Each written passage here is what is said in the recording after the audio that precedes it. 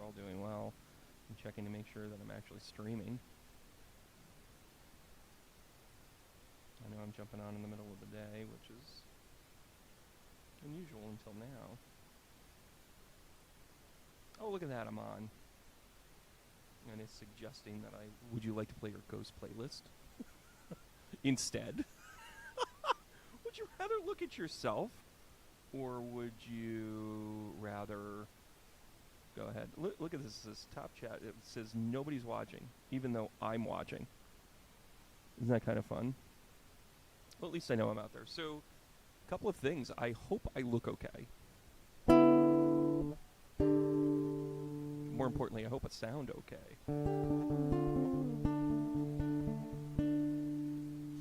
So, I want to apologize, first and foremost, to Penny, because the quality of the sound on that was so god-awful. I don't know how you guys even listened to it. It was great content. Talked a lot about China. We talked a lot about how...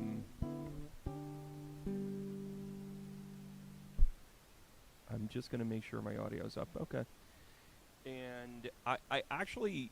so I apologize to Penny, and I apologize to all of our listeners, our viewers, our everything, because you guys kind of need a certain level of like, hey, make sure you can do this right, huh, B?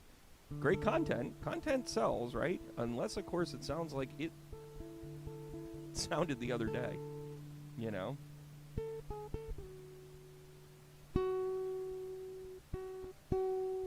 And so I really apologize. I did not realize how bad it was until I went to go post it, and I was listening to it. And I did a little bit of audio cleanup at first, because sometimes our mics get a little hot. And if you watch it, you'll also notice she and I were on a delay. We had all sorts of problems. Well, here was the problem.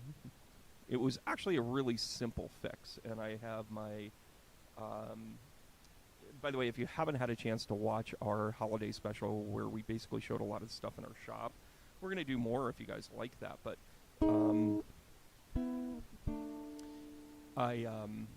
it was set up for a certain audio channel, which was great. It was amazing. It sounded fantastic. And look at all this stuff I got here.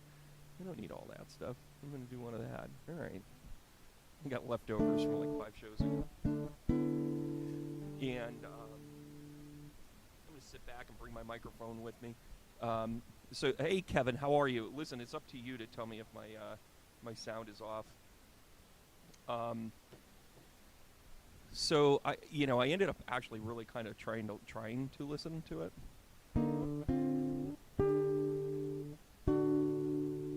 And it didn't. It was awful, guys. It was awful. It was fantastically awful.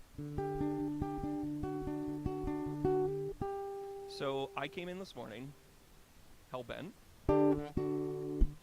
Mars in the 5th house, Capricorn, and I said, I'm gonna change this and get it right.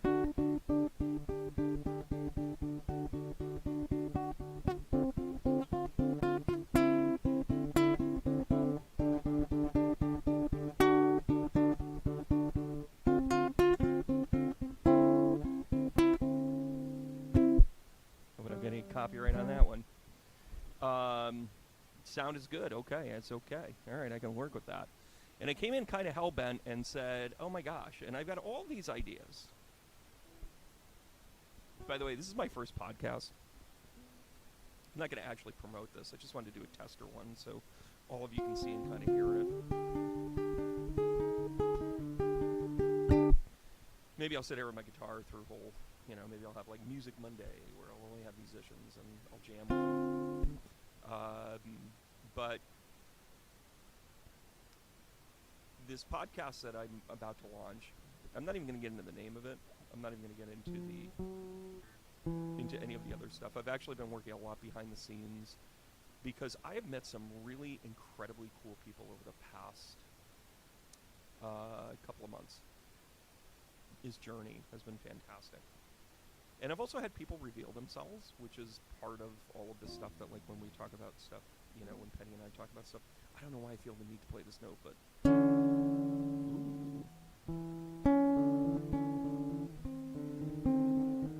Little haunting. Should have found that in October.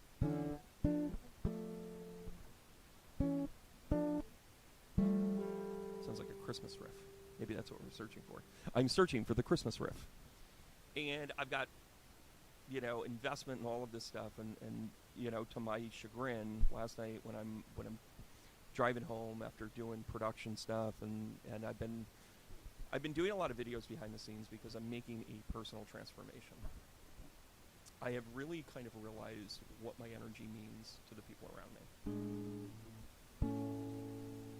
And I started to realize that I needed to guard my energy in different ways, and it's about boundaries. And I realized, how people would take advantage of it. And by the way, 98% of everybody are fantastic. They're just amazing people. The people I've met, the people that I've been talking to, and they sign up for classes, and they get readings. And by the way, I'm having a special. I might as well put this in there. A lot of people want to know what's going to go on for 2023 for them, and guess what? $100 off right now. It's predictive astrology for the year. I've been flooded with those, so being busy is a good thing in this work. But this is kind of what I love to do. I'm kind of built. My chart is built in a way where sometimes I kind of dive into the personal, or at least the quick gratification, and I don't always build things. Or when I build them up, I get bored with them. So once you see it, you can't unsee it, right? So it's like, okay, what are the activities in which you do this differently? Well, one of the challenges that you have in this work is that you end up with like analysis paralysis. And I hope the guitar isn't taking away from what I'm saying. I hope you guys can hear me okay. Hello? Okay, so that one's there. Oh, okay, all right. So when I picked this apart, by the way, squirrel, when I picked this apart, I started to realize like how it actually worked on this product called OBS, which is free, and there's not a lot of sports to it. There's 1,001 YouTube videos, and whatever. And I've got this really cool setting. By the way, this is one end of the shop. Right behind me is actually an electric fireplace, which is great for mood and ambiance and that sort of thing. And Sandy, who you saw on Sunday, she did all this work. Yeah, like she put this together. It's great. She's fantastic. And I just want to give her recognition on that because she worked hard on this. She took a Sunday and put it up, made sure we had it for the events and whatever. And now I'm going to use it as a backdrop all the time. Back to apologizing to Penny, because I don't just come right out and say it. I just like to talk for 20 minutes. I really apologize. I should have been more mindful before we got started. I was in a rush. I was flustered. I had, a lot of stuff going down. Those of you that don't know this, I do a lot with, my parents are getting up there, and we got knee surgeries coming up, and braces on legs, and all this stuff, all stuff that I'm blessed and happy to have them. It's just, that's where my head's been at. And whatever responsibilities come that way with them. And so my head was more of like, I got to do this. And for a long time, I've kind of known this about myself, and I've always tried to externalize stuff and be like, hey, can you do this for me? And not that I'm trying to be Tom Sawyer about it, or Huckleberry Finn, but it was more of like, the thing that I've had a really hard time with is letting go of the control. Because every single time I let go of the control, I'm like, can you, Matt came in, he did a great job with this. I let go of the control of it, and he was fantastic. It was his own interpretation, he did great. But then I didn't realize that, like, I get used to it just being me.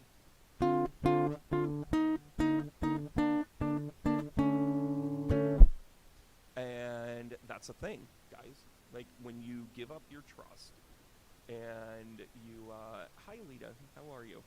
Oh, well, thank you, I appreciate you. But I also know that there's like a responsibility to the people that we're connecting with. Like, Penny and I have a really important message when we get together. As much as we goof around and we're flirty and we're, like nondescript sometimes, but it's two people that just enjoy each other's company because we're on a vibration that are very similar. Well, I've been finding, since I met Penny, my entire world has opened up with that. And the old vibrations, honestly, have just melted away. Just melted away. And I've kind of struggled with where I'm at in all of this. I've really struggled. And I'm okay to say that.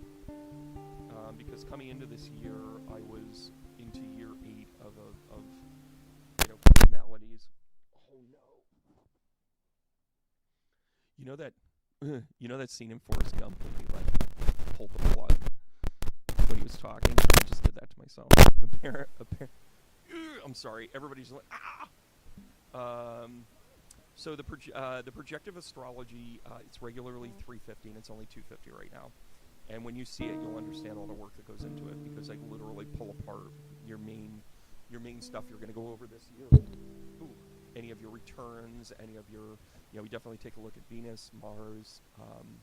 Mercury has some play into it, obviously the Sun, but if you're going through like a Saturn return, if you're going through a Jupiter return, those are key moments. If you're going through a Uranus return, congratulations. My demographic has reached 85 years old. 84 years old. Something out of Floyd, maybe?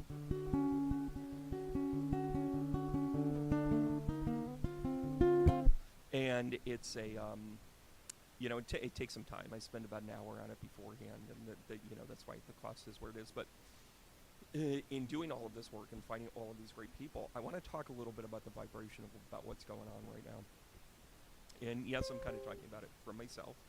I hope you guys kind of hear me kind of in this.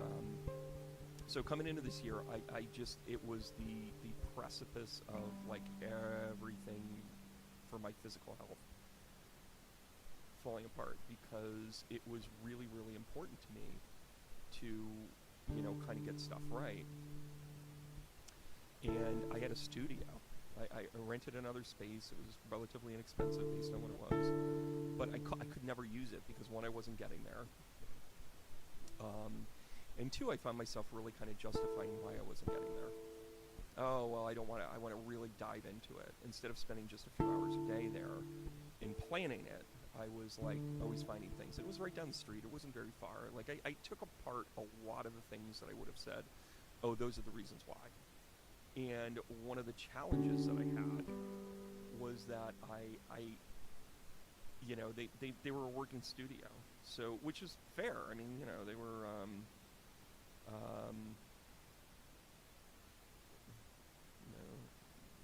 let's see, in a live.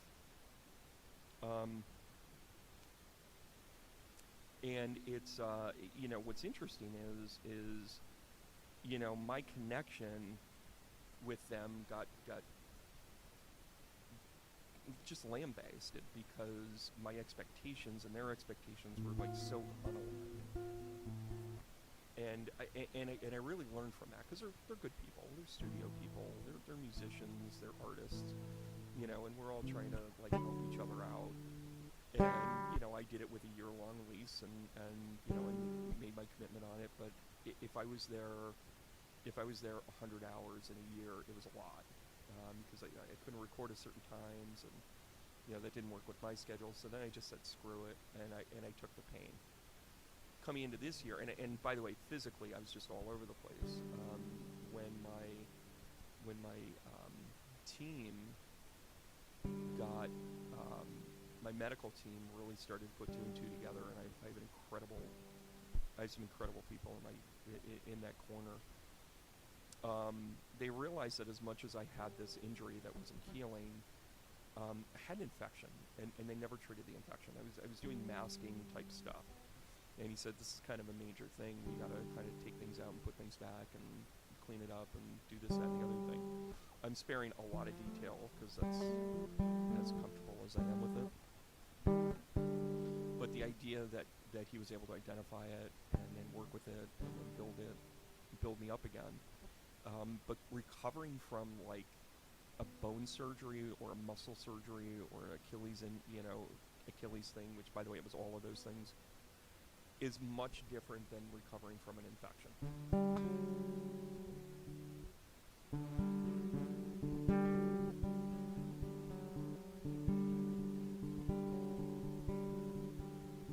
Sounds a little like Assyria.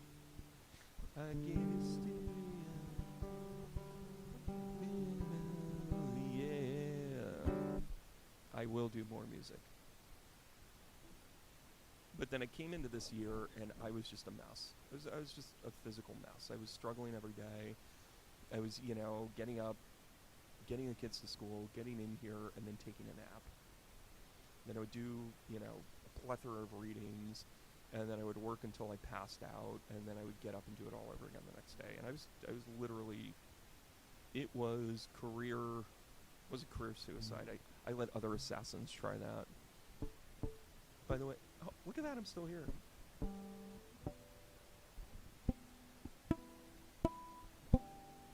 By the way, I'm kind of doing the Eddie Van Halen thing. You can't really see what my fingers are doing.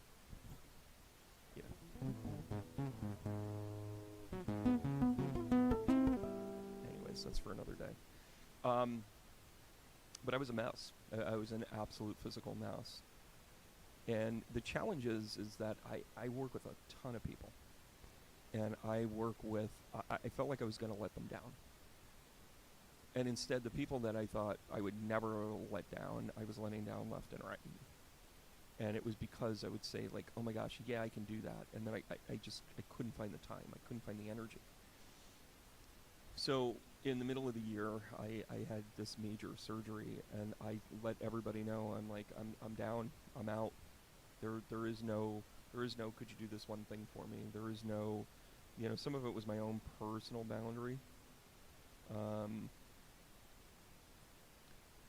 And that sort of thing. And I think it's, I think it's a blessing that I had this realization, because I also had this epiphany, and this kind of concurrent, like, amazing thing that was happening to me. By the way, I really came on just to tell you guys I'm sorry about the sound from yesterday's Whiskey and Bagels, and I spent all morning fixing it. I think you guys should get a bonus. Whiskey and Bagels.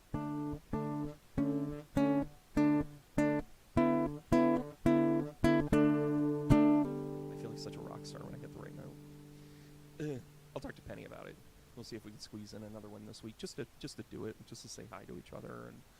And we've got a new look coming in, we've got new stuff coming in, and we're elevating and we're getting more opportunities. But there was something concurrent that was happening to me while my physical health was completely falling apart.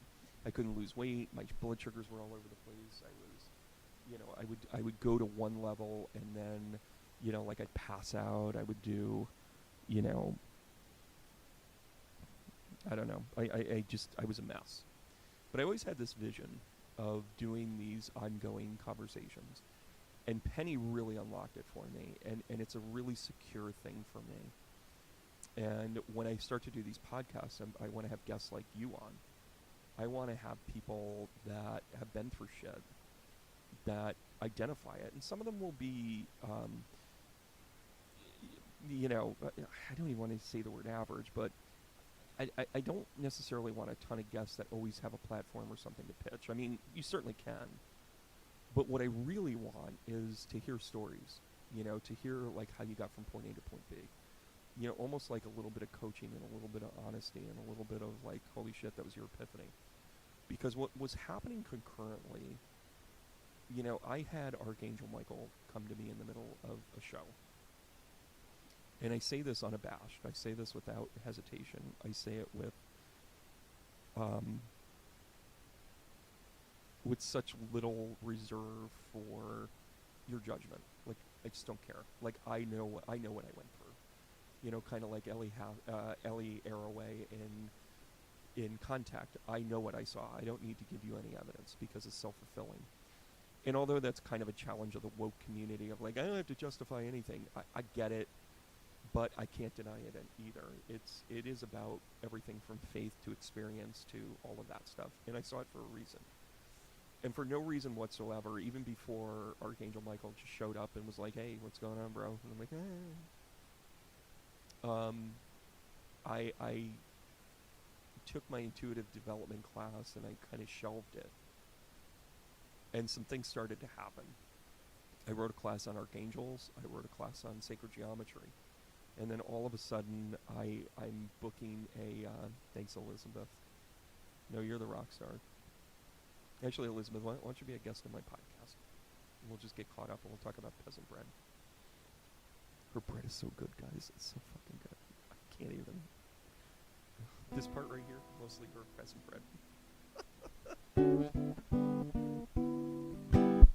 Um, and what was happening concurrently was I was planning a retreat in Sedona. I couldn't pull off a retreat here. I'd done some other small ones, like locally in my own space, and just in a day where you just like commit, 7-8 hours to a topic or a theme, and it's like one topic after another, and it's meditation and then good food and all that other good stuff, which was cool. It's small time, but it's good. It doesn't have to be huge. But for me to say, hey, I'm going to go to Sedona, it was great. And then upon searching, I found a place called, of all places, Angel Valley. And as one of the activities, here I am fresh off of a major foot surgery, major stuff.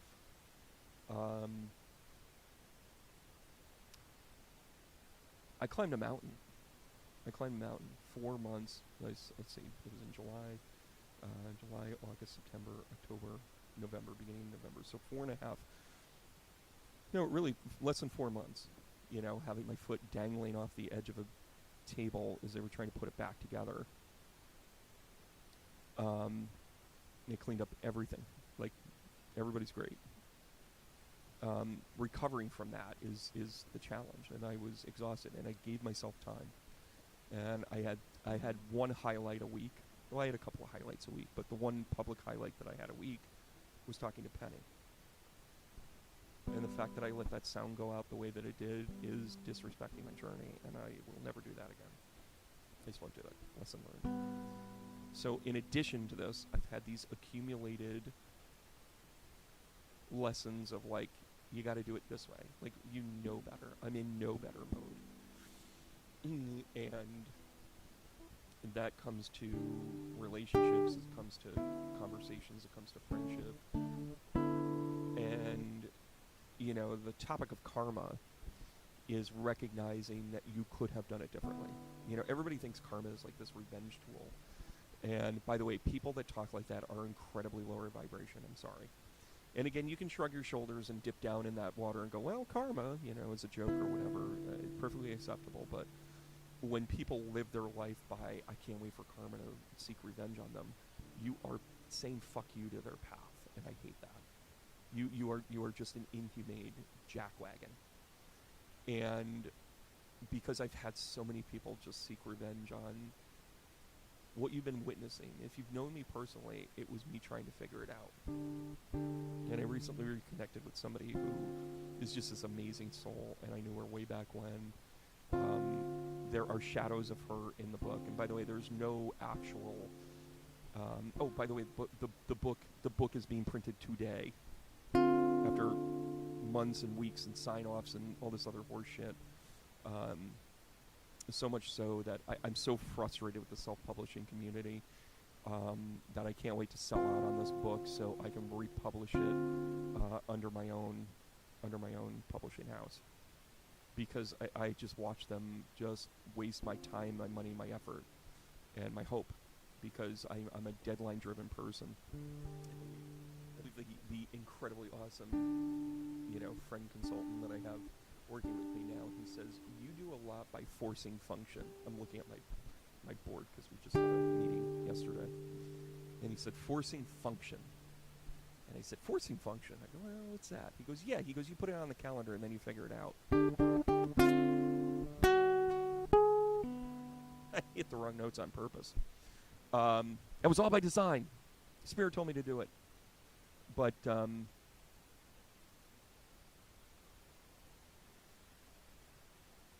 okay. All right, guys, thanks for the... Okay, so there's no volume. That's not cool. Well, on this end, it seems to be good. How about if I boost that? Am I a little bit better, Trish? By the way, Trish, you're one of the amazing people I've met in the last couple of months. Hey, Tina, how are you? I miss you, Tina. Where are you? Can you guys hear me okay? Please, somebody give me a heads up that you can hear me okay. Do. Anybody? Now nobody's watching. Oh, there's still a dozen of you. Elizabeth, I'm glad that you would like to do that. Let's set it up. Much better. Okay, yeah, I turned it up. Thank you, because this is the whole purpose of it. I want to be able to get this right. And I turned down the guitar just a little bit, just a smidgy, poo. But I started to recognize that having these incredible people come in and really putting the people that have been, kind of unnoticed, that might have had a front row seat of me trying to figure it out, or whatever the case may be. And listen, the judgment game is strong in this work. Good. Can you hear me now? And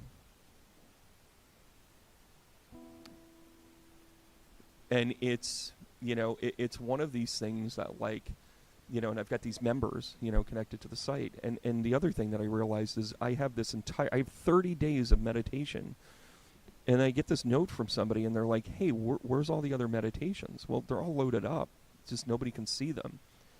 And now I have to worry about, like, not over-posting. And I have to, like, release them, like, I'm going to do 5 a day now to get it caught up. But they were loaded in. They never translated into being seen. And I look at, like, how much of a metaphor that was, where it's like, hey, everybody, I'm doing this. And then I had to go and do it by myself. And I got really criticized for, like, well, why did I not hear anything about this? Why didn't you follow through on this? Or why didn't whatever? And, it's one of those things where it's like you underpromise and you overdeliver. Well, all right. Apparently a little better.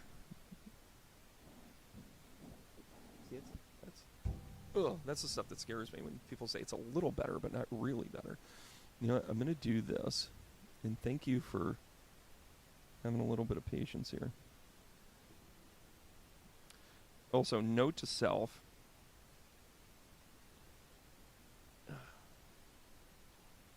Need to put in new batteries into my... I need to put in new batteries into my...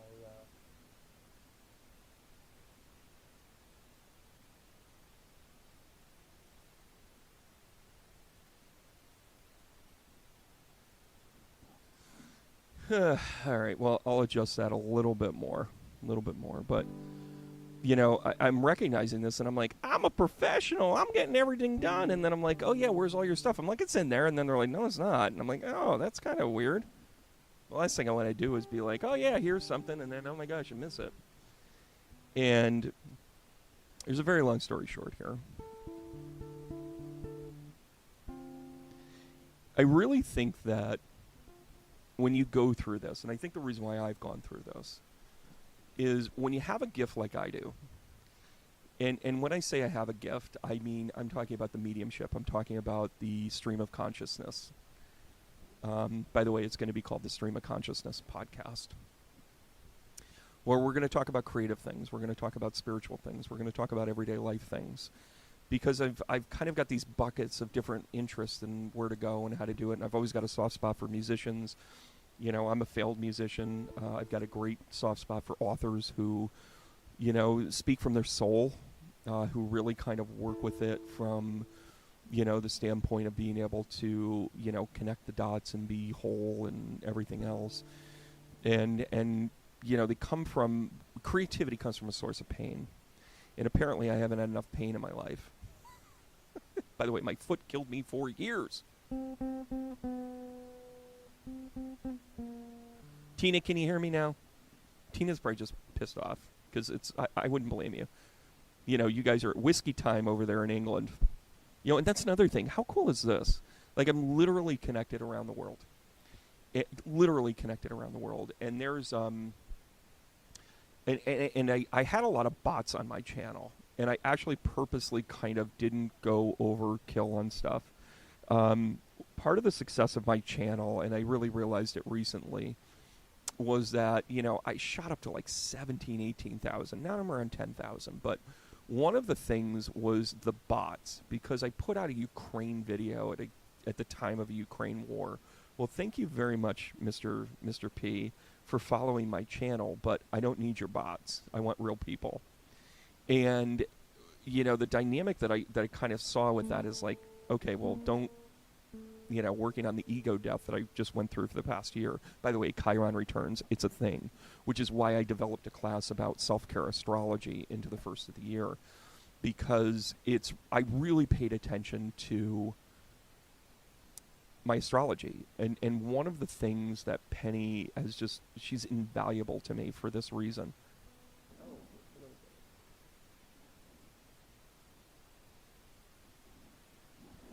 Is that better? Or is that better? There we go. Now we're hot. Ooh, baby. Now I'm probably burned a little bit. I'll turn it down just slightly. Oh, yeah, I had that kind of at midway. Sorry. Problem solved. Is I would pull up my chart and I'd be like, hey, I noticed this. And she goes, oh, well, this is my interpretation of this. Sometimes as the therapist, but most of the time as a friend and a fellow astrologer, they would be like, well, I've seen this be 100 different things. And how invaluable is that? Right? Yeah, Elizabeth, but you can't sing. I'm sorry. It's terrible. I can't believe that. By the way, everybody should have a tree topper like yours.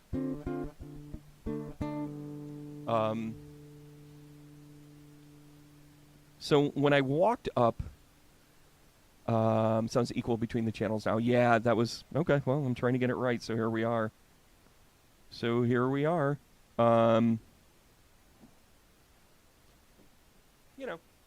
It's all good. So when you go through these things and you have these epiphanies and you start to realize okay, Trish, it's all good. Yeah, there's a little delay. Wagga wagga. I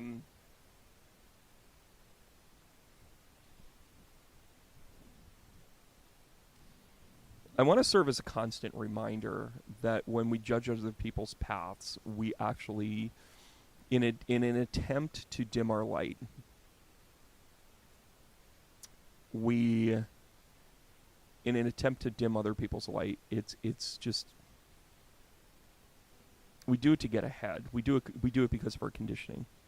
Sometimes from our root, sometimes from our sacral. It's a survival-based mechanism, right? But what happens is we don't realize how much we take away from ourselves. And I think I took away from myself for a long time because I thought I was supposed to be somebody to be like, let me give you some creative feedback here. And it would be unsolicited. It would be like doing a reading in a deli, which, as you guys know, I'm highly critical of people using their gift at random like that. And there's a fine line between this person needs a message and, there's purpose in what your delivery is. And there's ways to do it, and you got to get really good. First of all, you better nail it. Like, you can't bullshit that. But second of all, you have to respect their journey too. And I've come to notice that I saw the perfect analogy last night, and somebody asked me my favorite Christmas movie not too long ago, and I was like, oh well, I got a soft spot for Elf just because it's so well done. And I love Christmas Vacation because what guy doesn't have kids and connect with Clark? I mean, like, come on. Like, everybody's got that, I just want everything to be perfect, but I have no controls in place. Generally most dads are just kind of that absentee, and this isn't a criticism, it's just our pursuits are just different from the kids and the and the family and that sort of thing. And then when we reconnect with it, we were like, hey, everything's great, and they're just like, oh, dad needs his slippers. My kids make me my coffee on Christmas morning. It's the only freaking time they do it, and it's fucking awful. But I drink it and I smile, and then I go out and I go, oh, I'm getting another cup. Whatever. I don't hurt their feelings, their faces, and their Nintendo. And I said that, and I thought about it, and I'm like, what am I talking about? It's a Wonderful Life is beyond a Christmas movie. It's the best movie ever made.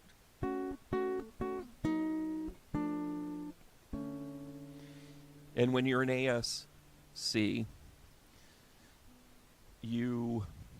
walk around and you realize that you throw yourself on other people's grenades all the time. I'll give the example right out of the movie. I often ask the question, why do we hold the door open for others? It's a really kind of basic question, right? But the answers go from, you basically answer it within your capacity of consciousness. And most people say, well, it's because I'm a good person. And by the way, if you're going to take this video and like learn it and then come to one of my retreats and I ask this question for you to ponder and you give this answer, I'm going to know that you watch my videos. So, why do we hold the door open for others is a really important, quintessential, conscious conversation for me. Because when we hold the door open for others, are we doing it because our parents taught us that? Root. Are we doing it because we're afraid people will judge us or I'm awkward in the situation? You know, that's your sacral. Maybe you intuitively think, I can help this person. It's your solar plexus. Maybe you just come from a place of, well, it's just what I do. You know, you come from a place of authenticity. That's your heart. Maybe it's, hey, I feel justified to be the do-gooder today, and I'm going to, do this. That's the throat chakra. And then you get into some really complicated muddy waters, and that is because I see your path, and it's your third eye. And then it's because I understand your path, which is the crown. And I've been asking that question of my students for over 10 years. I've never had anyone answer the question because they understand their path. I've had 2 students actually say, I see their path, I see where they're going. And she's one of the amazing people that I met a couple of weeks ago. She's a physician that just quit one day and said, I'm supposed to help people heal in other ways. And I said, you should go see this person. She's an old colleague and friend and student and coach of mine. I coached her a long time ago. And she goes, oh, I was just at her retreat. And I went, that was serendipity. Hold on a second, finger.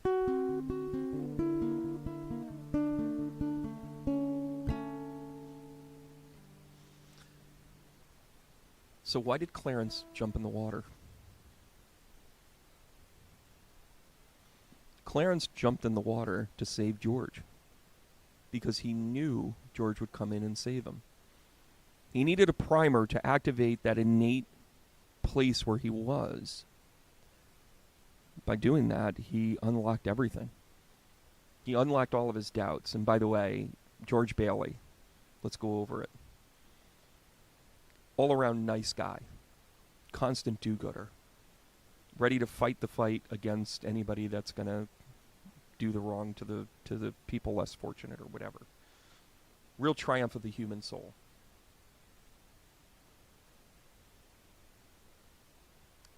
If Clarence was an ASC, an angel second class, George Bailey was first class because he was actually doing the work. And if you needed a lesson in understanding how angels work, watch that movie. I think it's amazing. My 2 favorite movies of consciousness of all time are Contact and, of course, It's a Wonderful Life. And what does it start out with? Going through space. And when you think about it, when that came out, which I think it was 1948, I could be wrong, 47, 48,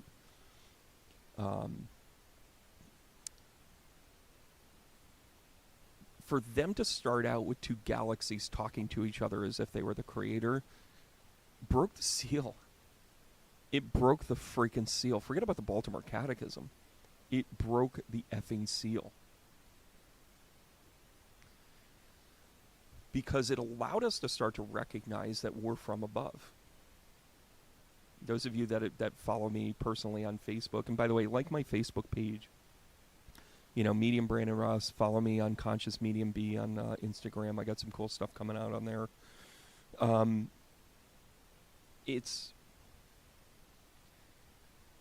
If you don't recognize that what they were doing was breaking the seal for you to realize that there was consciousness. By the way, shortly after that, Roswell happened. Shortly after that, the Dead Sea Scrolls were analyzed. there was that's kind of the start of this break into this consciousness. And by the way, your faith is fine. Whatever you believe in is what you believe in. Just allow the other evidence to come in, and it's not going to change your mind. It'll actually make it more complete. I have an incredibly deep faith now, incredibly deep faith that I didn't have when I was being forced to go every Sunday morning. Not at all.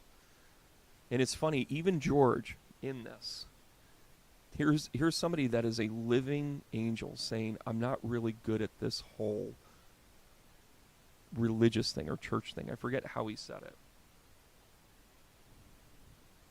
He even kind of basically said, I'm kind of agnostic. But he believed in the human spirit. He wasn't questioning his path. What a beautiful bliss. What a beautiful bliss to be in. What a beautiful place to be. Like, where you're like, hey, I've got amazing things happening to me left and right. But his emphasis was on the carnal. His George Bailey went through this dark night of the soul led by the devil card because he was bound by $8,000. By the way, there is nothing left to the imagination when it's 8,000. It's a manifest number. That number gave him, and $8,000, most of us today be like, all right, that's kind of a tough nut, but we can get there. Give me a month, give me 2 months, whatever. And, I'm not saying people are rich and, whatever, and it sets back most of us even today. But to understand that 8 was carefully placed in there for the conversation says everything. I mean, it truly says everything. And for Clarence to need to, it's that competitive thing, so we can associate to it as humans, to say, hey, Clarence comes in and he says, hey, how about you, how about you save me? One of my favorite scenes is when he's sitting there and he's like, oh, you mustn't say that. When he said, oh, I wish I had never been born.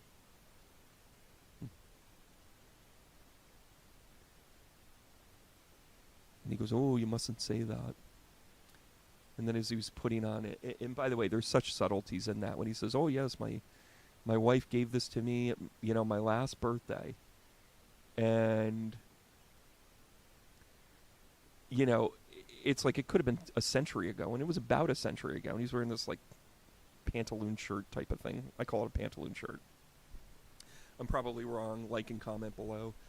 But he was, he even kind of said, he even got a set in it. He's like, yeah, this was given to me by my wife at my last birthday, 50 years ago. He's been working on getting his angel wings. Now, I'm not going to get into the continuous fallacies of worthiness and that sort of thing, but it proved a point. It proved a point that he just had this kind of subtle thing to say, oh, at my last birthday. And you're like, well, when was your last birthday? That's, that's the type of things I question. I question things like, when was your last birthday? 50 years ago? Did you find out what happened to your wife? Did you pass before her? Did you... There I go again. Questioning everything.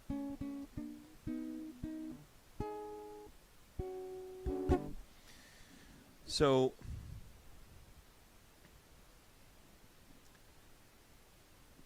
he jumps in the water, and George effortlessly jumps in after him, because George went there to jump in the water.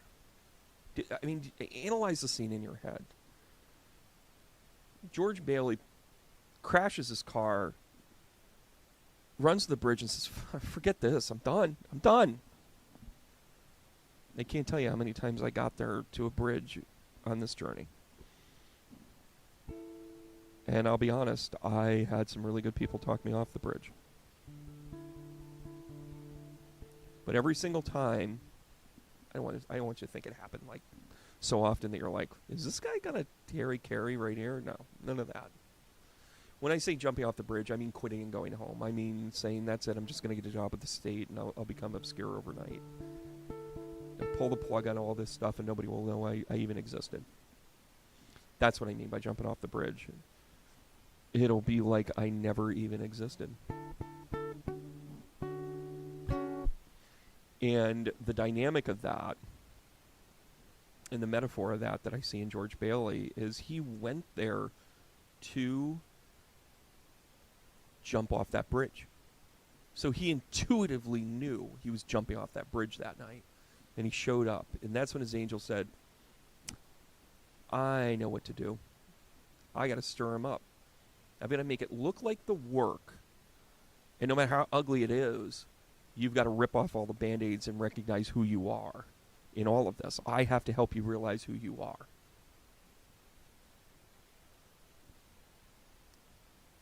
And then when they jumped in the water and he jumped in after and he was like, why the hell did I do that? Oh, yeah, that's right. It's because I see your path. When you looked at soulmate energy, when you look at karmic partner energy, in that moment, George just knew where to be. He saved his brother from drowning, so his brother could go on to save a regime in, or one of the regiments, rather. Not a regime. That's a little different. That's the current political parties. But he went into it with the idea that he was going to help him. It's like, I don't want to lose my brother. I'm gonna save my brother. Right? Well, what he did is he saved a whole bunch of other people. It's the ripple effect.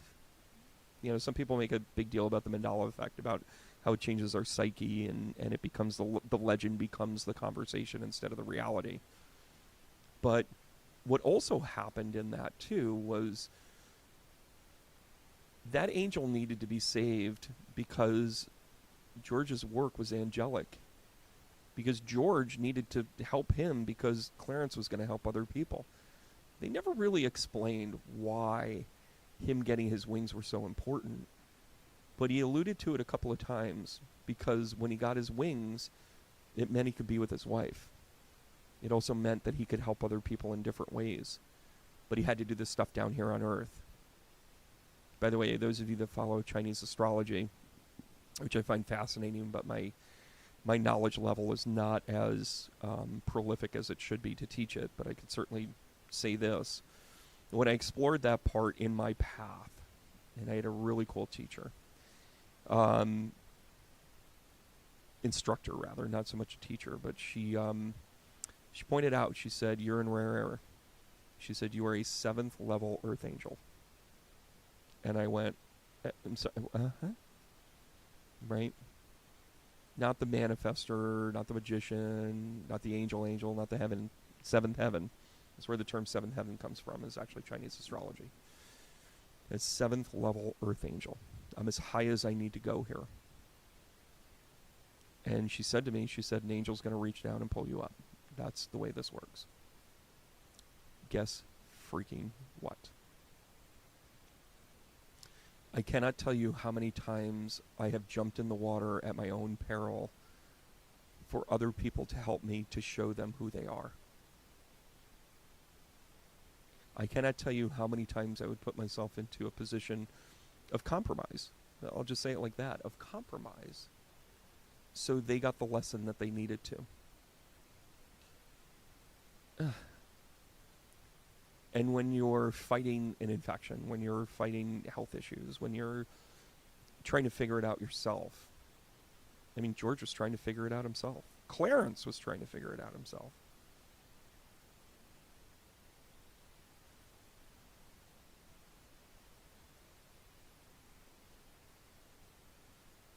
You realize you get your wings. You realize that when you start to connect the dots and you see things through patterns. I mean, what is astrology but patterns? What is karma but patterns? And you finally say no. You finally say enough. And you have those cringeworthy moments in your life where you're like, did I do that? Did I just... I mean that. And they're like, yes, you did. You said it. And then you texted it. What? Mother puss bucket. And I thought about how could I make it up to those people that I threw myself under the bus for. And I'm not trying to be a martyr. I'm just telling you what my role was. But it made for an uncomfortable situation for myself. I took away from my own path so often. Because I wasn't in a spot where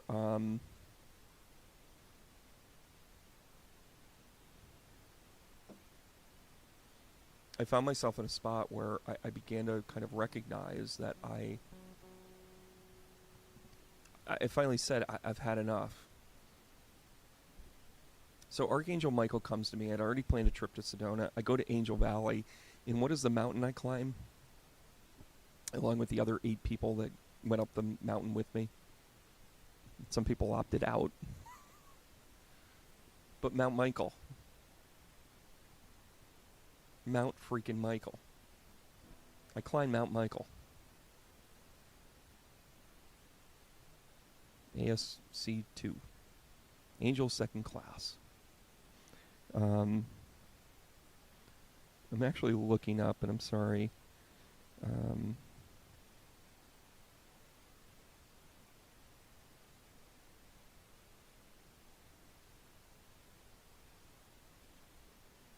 I'm actually looking up this here. And by the way, there's a lot of Christ consciousness there. Those of you that have watched my thoughts on Sedona, I literally stayed in the apartment that Dr. Emoto stayed in while he did his research there for his water. Ah! Vibration, water. That water is very healing. Again, it's that moment of like contact where you just say, you know what, I can't explain it. I'm just going to tell you it is. I'm here to tell you that space right there is beyond healing. And, every space has a history. Every space has, things to it. But it is ancient land there. As they say in Poltergeist, you didn't move the bodies.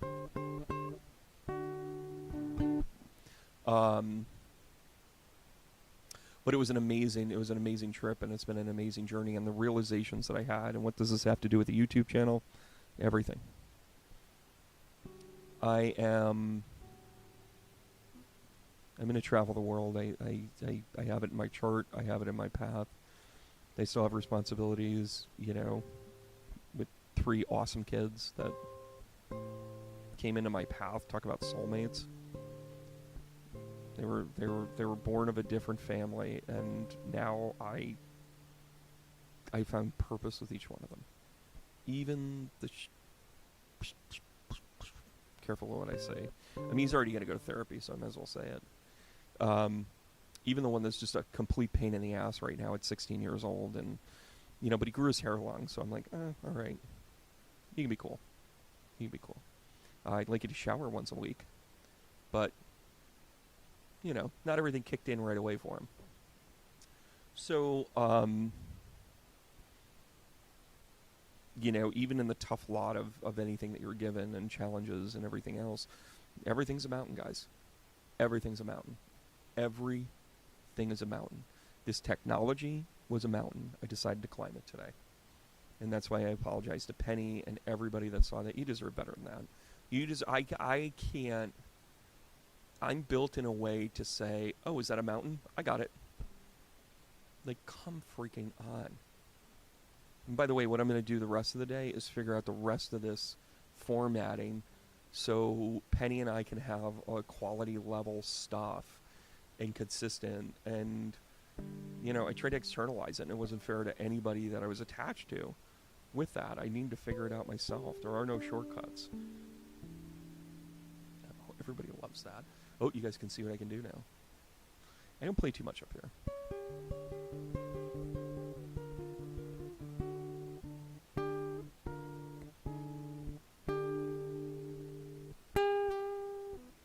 Anyways, but I'm blessed.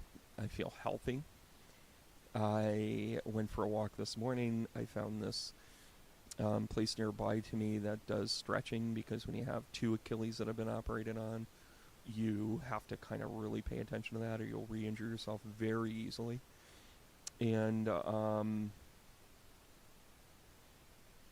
taking care of myself in different ways, in ways that I need, and those boundaries are real. And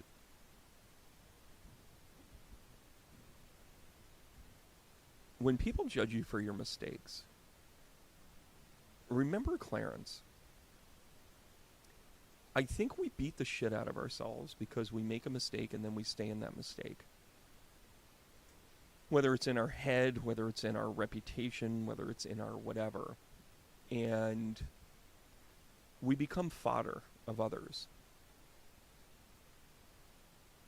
And when people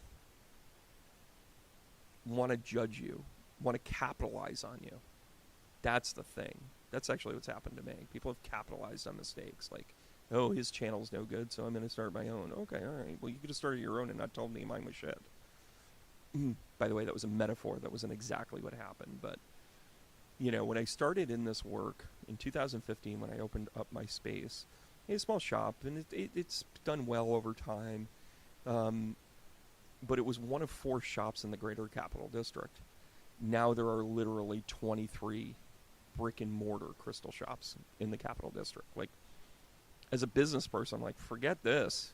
Love ya. Bye-bye.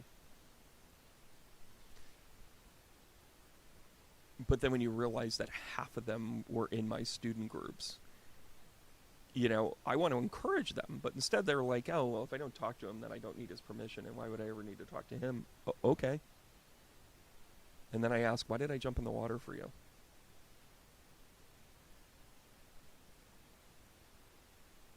It's that dialogue that George and Clarence have as they're letting their clothes dry. Remember the guy with the spittoon? When he's like, oh, I don't live around here. I'm from heaven. He looks at him, falls down in his chair. It's just slapstick comedy. But you become too real for people. And that guy that was the bridge operator represented people that aren't enlightened, people that aren't on okay, cool. So the master could be increased. Okay. Yeah, I was just getting a little burn there, Trish. Thank you so much for helping me figure this out. Yeah, a little bit more. But that's kind of maxed out.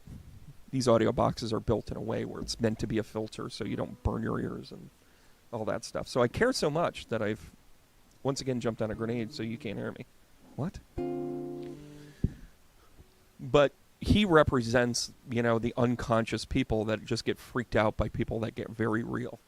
And Clarence and George's conversation was incredibly real. It was about their understanding of their own path. And George was like, whether you realize it or not, if you watch that scene, George is asking for help. He's sarcastic. He's whatever. And oh, by the way, he does what so many people do. Well, Angel second class. I could use a stiff drink. Don't suppose you could use a stiff drink, could you? Let's walk over to my car and then we'll go over to Nicky's. How many people self-medicate when they're going through it and it gets tough? Holy shit, George Bailey, you just nailed it. That's why I became a recovery coach. Yeah, I met an incredible musician. I used to do stuff like I would just jump on stage and do like open mic nights and play drums, and I met a lot of cool people that way. And it was years ago. And this one musician, and I'm not going to tell all of her story, but let's just say that she realized where she was at and she cleaned up a lot of things, and her personal growth is incredible. It's awesome to watch, and everything's fallen into place for it. She's a comedian as well. She's hysterical. She's just got it, right? But she was afraid of her own gift. And anyway, so I open mic'd her, you know, I think I probably saw her 3-4 times. There was this place, this dive bar in downtown Troy that was just, everybody hung out at it. And it was a bunch of empaths getting loaded because they didn't want to deal with their own shit. That's literally what it was. And as a matter of fact, I wrote a short story a while ago.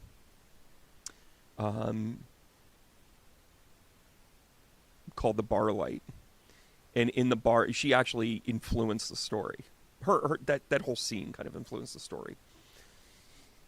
And what the story was about how everybody, it was kind of like half Piano Man, like, you know how he tells a story about, you know, she's in real estate and blah, blah, blah, and all that other stuff. And takes the idea that everybody there's got a story, but they're literally drowning it in their alcoholism. They're literally drowning it by negating their elevation. And when you drink, and by the way, I'm not a teetotaler, but recognize what happens when you drink alcohol. You dehydrate your body, says the guy that stayed in Dr. Emoto's suite. You dehydrate your body and it doesn't flow the right way. Your flow is diminished, right? When you don't eat the right foods and it's too salty. And by the way, salt is actually the big killer. Sugar and salt kind of do this 1-2 combo to dehydrate you, right? You need to add pads on pounds and all that other shit. But when you talk about this in the physical sense, in the present, I'm not talking about long-term and heart disease and all that other stuff. Yes, doctors, you're right. What I'm talking about is, like, if you're trying to take the edge off, what do? You eat comfort food. What's full of comfort food? It's salty. It's high carbs. It's things that just lower your vibration. And I'm telling you that story to tell you this. So the Bar Light was really about kind of like all of these stories and how they interplayed. And it had a little bit of Ray Carver in it, because I love him as an author. Those of you that don't know Ray Carver, he did a short story book, which I recommend to anybody, called Shortcuts. And basically, it was a series of stories that all kind of looped around. It just absolutely kind of came together.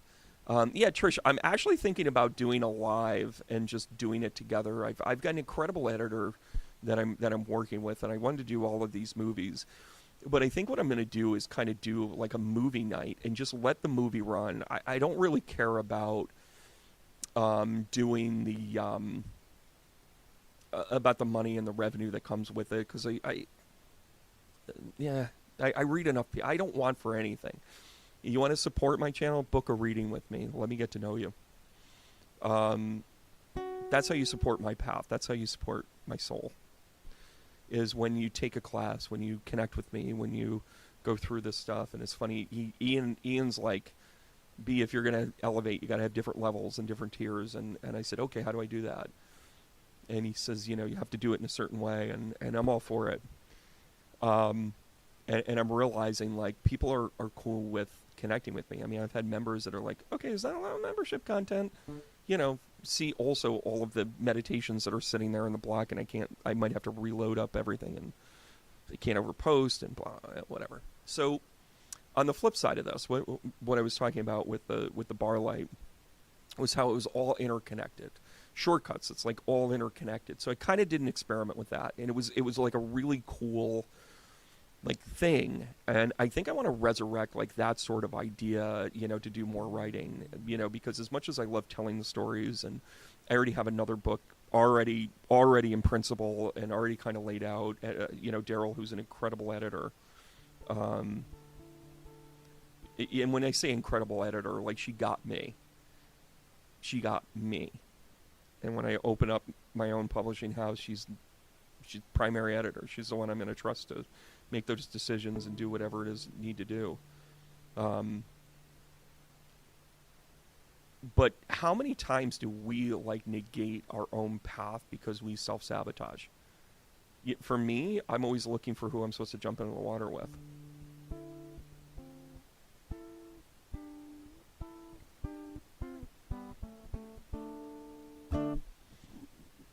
And then once you realize that, you're like, oh, I'm not going to jump in for that anymore. Oh, you're going to have to figure that out yourself. Oh, you're going to need to do those things. And this isn't a shot across the bow. I'm not saying this for anybody specific.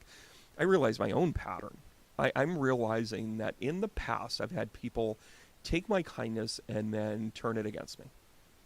Right? Think about Clarence jumping in the water. He's like, aha, I know how they're going to learn this. George's kindness and turn it on him.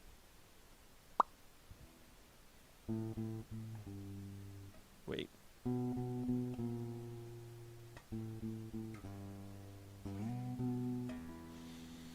Maybe it's just a typo negative song. I don't know. Here we are. And I've also had other people that are connected in this work, males, that have had such the same experience as I have. And I think it's time to elevate. And it's not a men versus women thing. That's a whole other conversation. What I'm talking about is, that nice guy syndrome. No More Mr. Nice Guy is a great book. If you've had challenges for that, go ahead and read it. And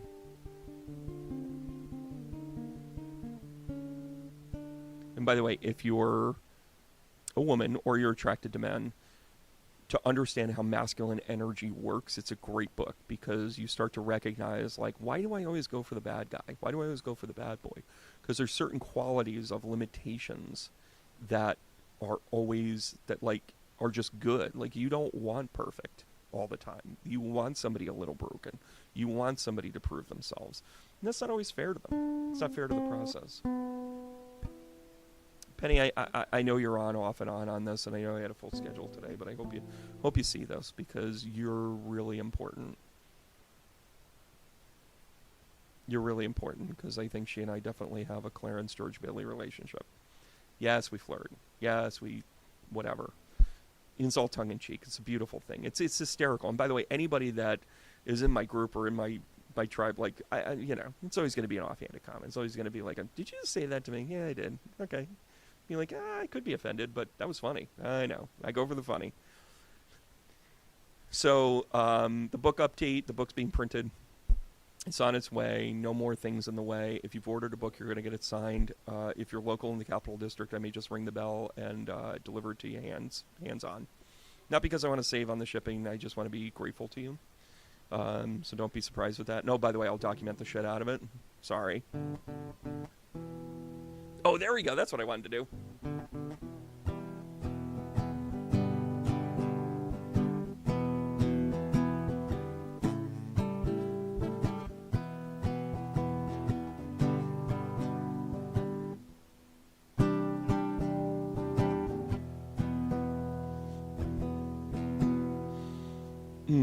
Never had one lesson. All right, guys, so I'm going to wrap this up. I want to thank you guys for helping me get this right. Trish, thanks for your feedback. I know, Corey, thanks for your feedback. It's good to see you guys. I just needed to put everything down for a little bit. And somebody asked me this morning, like, are you going to post anything again? I'm like, yes, I did.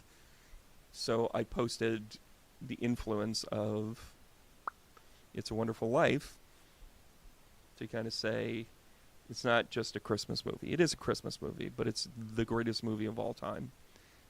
Because every day you guys make me feel like George Bailey. Penny makes me feel like George Bailey. My kids, my family, make me feel like George Bailey. My friends make me feel like George Bailey. And it's pretty awesome. I will say it one more time. Thank you guys for watching. You make me feel like George Bailey. All right, so on that note, I'm going to play a little bit, and then I'm going to say adios.